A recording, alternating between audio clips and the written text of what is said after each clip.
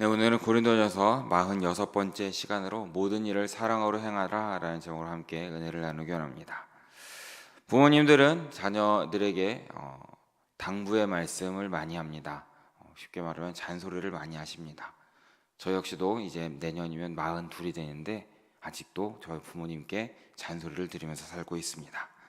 밥 잘 챙겨 먹어라, 차 조심해라, 추운데 따뜻하게 입고 다녀라 라는 말씀을 많이 하십니다. 사실 이런 말씀은 솔직히 말하면 딱히 할 필요는 없습니다. 어릴 때는 부모가 챙겨주지 않으면 찾아 먹지 못하고 제대로 입지 못합니다. 나이 정도 들으면 누가 시키지 않고 잘 먹고 잘 입고 다닙니다. 그런데 부모님들은 이 뻔하고 쓸데없는 이 잔소리를 오늘도 내일도 그리고 제가 42살이 되는 내년까지도 계속 하실 것입니다. 왜입니까? 바로 사랑해서 때문이다라는 것이죠. 행여라도 아이가 바빠서 끼니를 거리진 않을까, 멋부린다고 해서 너무 얇게 입고 다니진 않을까, 불의의 사고를 당하진 않을까, 노심초사하는 마음, 바로 자녀를 사랑하는 마음 때문에 이런 당부의 말씀을 계속해서 한다라는 것이죠. 고린도 교회는 바울이 해산의 수고로 나온 영적인 자녀다라는 것을 우리는 먼저 기억해야 됩니다. 예수 그리스도의 복음에 대해서 듣지도 보지도 못한 이 이방인들에게 처음으로 복음을 전한 사람이 바로 사도 바울이다라는 것이죠. 그러기에 바울과 고린도 교인들의 관계는 교회 지도자와 성도 그 이상의 관계가 있었다라는 것입니다. 바울은 복음으로 고린도 교인들을 낳았다라고 직접 고백했던 것이 있습니다. 고린도전서 4장 15절 말씀을 우리 함께 읽어보기 원합니다. 함께 읽어보겠습니다.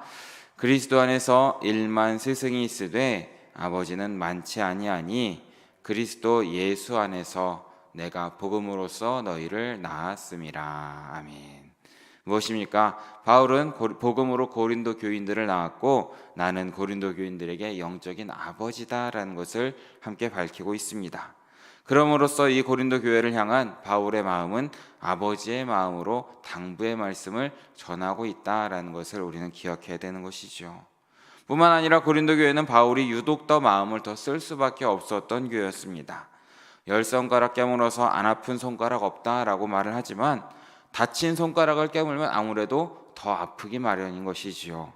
바울이 아무리 많은 지역에 복음을 전했고 교회를 세웠지만 아무래도 가장 문제가 많고 가장 연약한 교회에 더욱더 신경이 쓰일 수밖에 없었다라는 것입니다. 그래서 바울의 서신서 가운데에서도 고린도 교회에 편지를 보내는 이 고린도 전서와 후서의 말씀이 가장 많은 분량을 차지하고 있지 않을까라고 생각이 되는 것입니다. 아무튼 고린도 교회는 여러모로 문제가 많은 교회였습니다. 끊임없이 다퉜고 분열했고 이기심과 시기 질투가 가득했고 배려심도 없었던 것이었습니다. 은사를 받아도 제대로 사용할 줄 몰랐던 그런 교회였다라는 것입니다. 이렇게 고린도 교회는 처음부터 끝까지 하나하나 신경 쓰지 않으면 어디로 튈지 모르는 철없는 어린 자녀와 같았다라는 것입니다. 그래서 사도 바울은 고린도전서 3장 1절에서 고린도 교인들을 대할 때에 어린아이들을 달래듯이 할 수밖에 없었다라고 고백하고 있다라는 것입니다. 이 어린아이와 같은 믿음을 가진 고린도 교인들을 대하는 바울의 마음이 어땠겠습니까?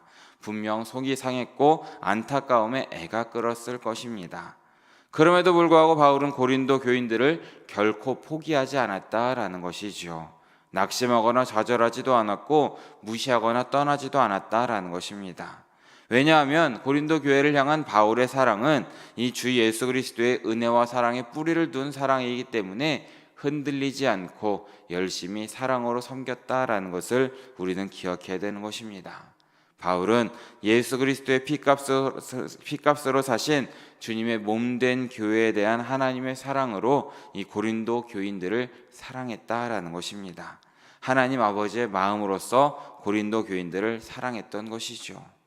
그래서 사도 바울은 어떻게든 고린도 교인들의 믿음이 조금이라도 더 자라기를 바랬던 것입니다. 바울의 모든 염려, 모든 걱정, 그리고 기쁨과 보람은 고린도 교인들의 믿음이 성숙하는 것이다라는 것입니다.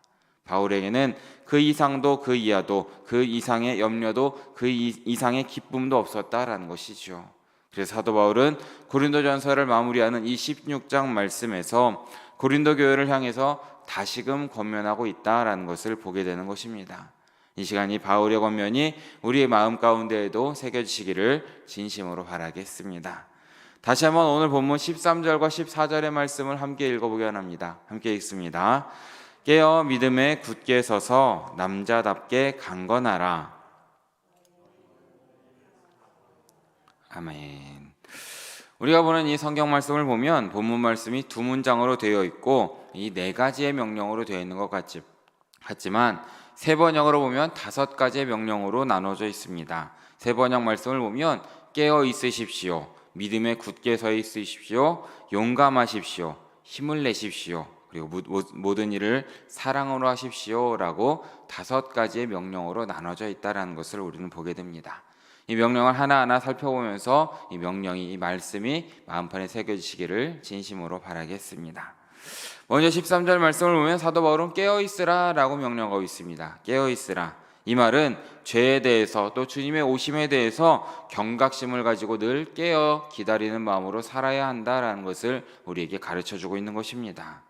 많은 사람들은 주님의 오심이 가까운 이때에 죄에 대해서 깨닫지 못하고 이 땅에서 사는 것에만 마음이 빼앗겨 살아가고 있다라는 것입니다. 하지만 우리가 늘 기억해야 될 것이 무엇입니까? 주님이 오시는 날은 그날이 도적같이 올 수도 있다라는 것을 늘 기억해야 된다라는 것이죠. 그러기에 우리 모두는 이 마지막 때에 죄의 유혹에 넘어가지 않고 바른 행실로 깨어 있어서 주님 오실 때 부끄럼 없이 주님을 맞이하시는 우리 모두 되시기를 진심으로 바라겠습니다. 두 번째 명령은 무엇입니까? 바로 믿음에 굳게 서라라는 명령입니다. 이 말씀은 15장의 시작 부분도 함께 떠올리게 되는데 우리가 고린도전서 15장 1절 2절 말씀을 보면 믿음에 굳게 설 때에 그들의 믿음이 헛된 것이 아닐 때에 믿음으로 구원을 받게 된다라는 것을 사도 바울은 말하고 있습니다. 믿음으로 구원을 받기 때문에 믿음에 굳게 서야 한다라는 것이죠.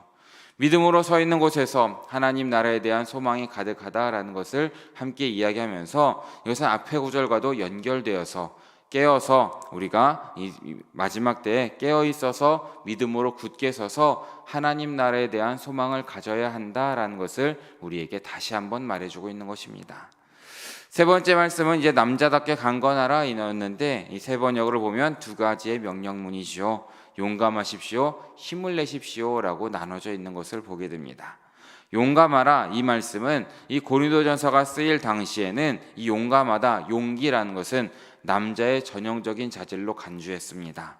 남자라면 당연하게 공적인 책임이 있었던 것이고 전투를 수행했기 때문에 용기가 있어야 한다라는 것을 남자에게 말했던 것으로 이 개역개정판에서는 이 말씀을 남자답게라고 새로 바꾸어서 번역했다라는 것입니다.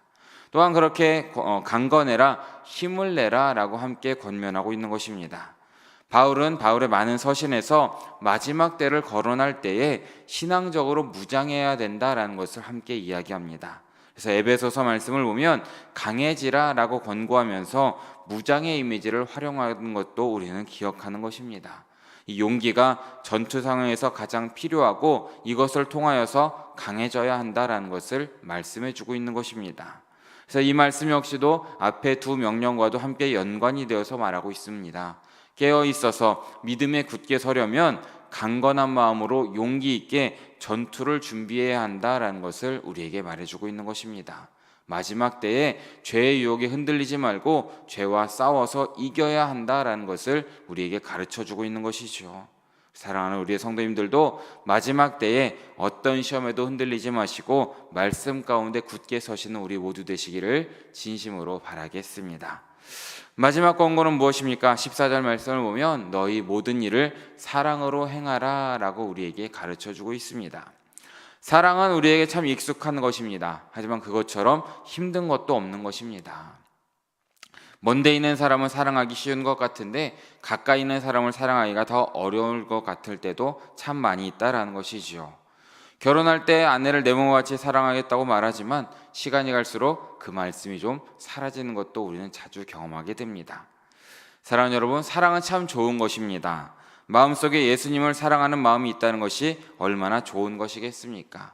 그렇게 주님을 사랑하고 이웃을 사랑하고 우리 가족을 사랑하는 것, 이 모든 것이 우리를 행복하게 한다라는 것을 우리는 늘 기억해야 되는 것이지요. 이 사랑해라 이 말씀은 13장의 핵심 주제이기도 하지만 나아가서는 고린도전서 전체의 요약이다라고도 볼 수 있다라는 것입니다. 현재 고린도 교회의 핵심 문제는 무엇입니까? 바로 분열과 경쟁이었다라는 것이고, 바울의 다양한 권고와 책망, 이 모든 것은 모두 서로 사랑해야 한다, 서로 배려해야 한다라는 것을 계속해서 말씀하고 있음을 우리는 늘 기억해야 되는 것입니다.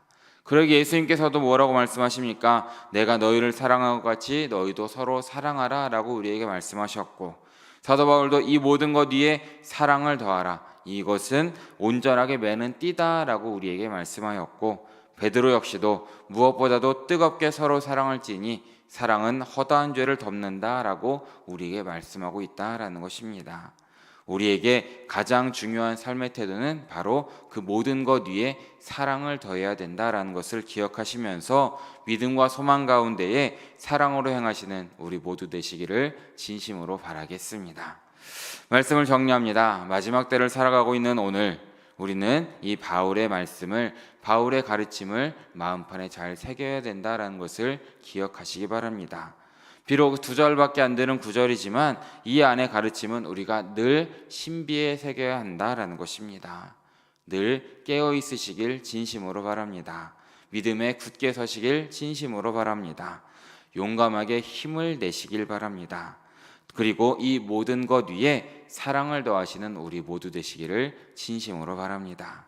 사랑하는 여러분, 예수님의 사랑을 받은 우리 역시도 다른 사람을 사랑할 수 있다는 것을 기억하시면서 오늘 하루도 말씀대로 믿음대로 살아가시고 하나님과 동행하심으로써 이 마지막 때에 온전히 하나님과 동행하면서 모든 것을 이겨내시며 살아가시는 우리 모두 되시기를 진심으로 바라고 축원합니다.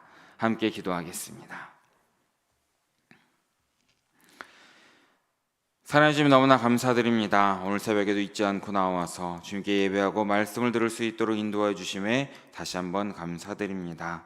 주님, 오늘 말씀을 통하여서 우리 역시도 바울의 권면을 마음에 새기고 이 세대 가운데에 주님 뜻대로 살아가는 우리의 삶이 될 수 있도록 주님께서 인도하여 주시옵소서.